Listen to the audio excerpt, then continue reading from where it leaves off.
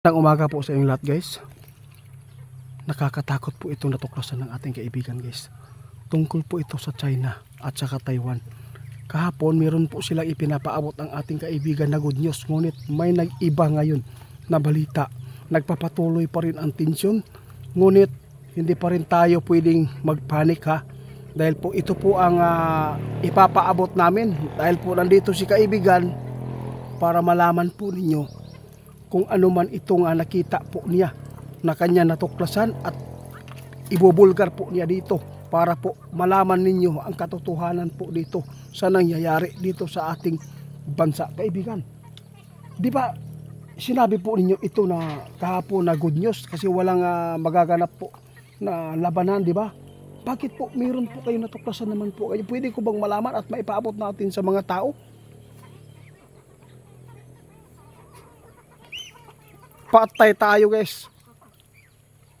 Sali tayo sa gulo nito, guys. Dahil po mula nang makita ng China ang idineclare po ng ating general na si Romeo Brawner, akala siguro ng China na tayo ay sasali sa gulo. Hindi po niya inisip, no? Hindi po inisip ng China na yung gusto lang natin na makuha yung mga OFW nating mga Pilipino. Yun lang po. Kaibigan, ito po ang kanilang plano ngayon. Guys, umpisa na, guys, ha. Pag sumiklab po itong gulo, guys, ito po yung maumpisahan po na World War III, ha.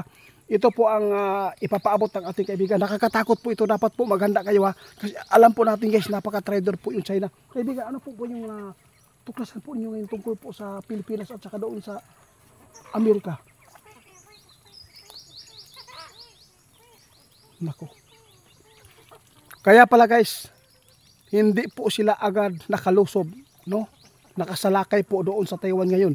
Dahil po natakot pala ang presidente sa China sa Amerika.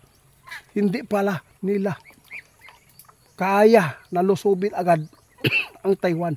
Dahil po takot sila na sumali ang Amerika na ipagtanggol po yung Taiwan, lalo na po yung Pilipinas na nakita nila na ipinapahanda po ng general natin, yung mga sundalo po at pulisan po dito sa ating bansa. Yun po pala. Ngayon, guys, ang problema dito, mainit po ang galit ng China po dito sa Pilipinas ngayon. Mas lalo pong mainit ang tensyon. Diyos ko po, kaibigan, totoo po ito. Sa lahat po ng mga OFW, mag-ingat kayo, ha. Kasi nagpapatuloy pa rin ang kanilang galit ngayon, guys. Dahil po nakita nila. Mag-umpisahan po itong gulo, guys. Kapag sinalakay po nila, mag-umpisa po yung putukan dito sa Taiwan. Pag makuha po daw nila yung teritoryo ng Taiwan, alam na, ibubulgar ang ating kaibigan ngayon, guys. Tayo pala ang isusunod nila. Sus.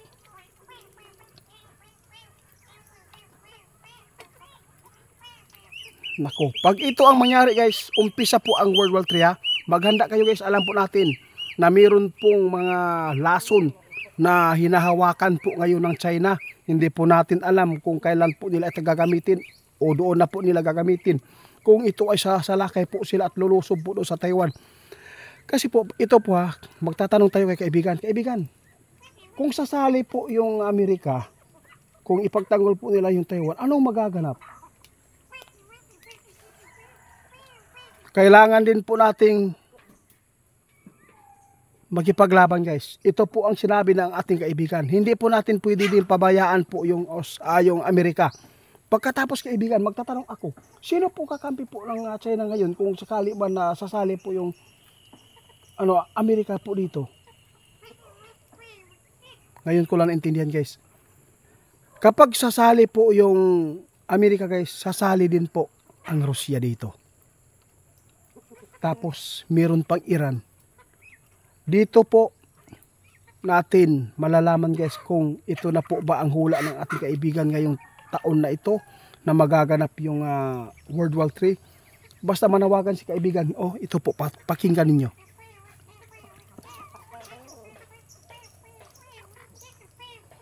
Salamat, kaibigan. Kahit po wala man kayong nakikita ngayon na putukan, wala pang umpisa ng sakitan, no? Dapat pinakamahalaga ang gagawin ninyo, magdasal at saka mag-ipon ng mga pagkain at saka tubig. Lahat ng pwede gagamitin kung sakali man na magaganap po ang ilang buwan ang sagupaan dito guys. At least na patuloy tayo sa unahan na makasurvive po kung ano man pong itinatadhana po ng ating Diyos po dito sa ating bansa. Wala po tayong magagawa kung ito man po ay kagustuhan, no? Wala tayong magagawa. Ito lang po ang masasabi natin, ang Pilipinas damay na dito.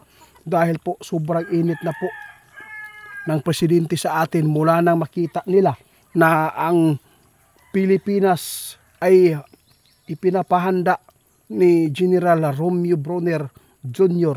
yung kasundaluhan natin at saka pulisan natin dito. Hindi po nila nakita ng mali ang kanilang pag-iisip yung China sa atin. Ang sa atin lang dito na ma-rescue lang po natin yung mga OFW po doon. Ngunit iba ang kanilang nakuhang pagtanaw sa atin. Akala siguro nila sasali tayo. Ngunit mas maganda pa siguro kaibigan na sasali lang, di ba? Sinabi po ninyo yan. Pag mapabagsak po ito guys, yung China, mahirap na yan makabangon, no? Lalo na kapag yung Taiwan guys, pag nilusob nila yan, alam po natin kung sino po ang magtulong po sa kanila. Unang-una yung Amerika po talaga. Kaya pala hindi po sila agad lumusob dahil po naalanganin talaga yung China ngayon.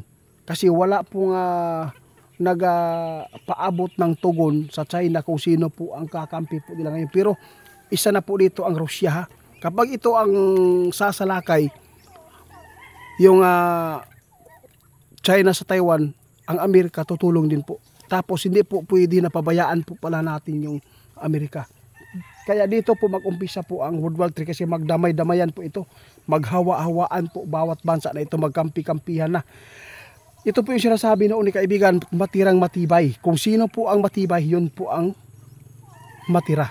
Kaya nakakatakot dahil po ang ating puwersa po dito ay kulang lang po, sa totoo lang. Ang meron lang po sa atin yung pagdarasal lang po natin sa Panginoon. Yun lang po ang pinakamalakas po natin na sandata. Wala tayong malakas na sandata tulad po ng panghimpapawid na gagamitan po sa gyera. O kaya dapat ngayon meron man po tayo nga mga kaibigan po na nagpatanong nito. Tandaan po natin, no? Sinabi ng ating kaibigan noon, hangga't hindi pa dumating ang panahon na nagkakagulo na, andyan na, dapat po makapaghanda tayo ng mga pagkain lang, kahit yun lang. Wala man tayong magagawa kung ano man po ang nakatadhana. Kaya salamat kaibigan sa inyo ang mga ipinapaabot guys. Mangyayari at mangyayari. Meron mang ipinapaabot si kaibigan kagabi, kahapon na good news, pero ngayon iba po ang kanyang nakikita dahil po sa init po ng tingin po ng China sa atin ngayon, dahil po nakita ng China na hindi bagana yung interpretasyon po nila sa atin. Akala siguro nila sasali tayo sa gyera. Hindi po. Ang sa atin lang dito, i-rescue lang po natin ang ating mga kababayan na Pilipino doon sa Taiwan.